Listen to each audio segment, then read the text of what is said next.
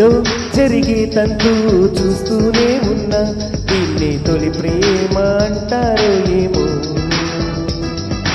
ఏదో జరిగిందంటూ నీతో చెప్పనా చాలే ఇట్లాంటివి చాలానే విన్నా అంటే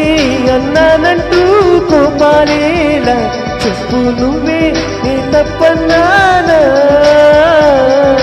పోనీ నీకేంటన్నా నాకేమైనా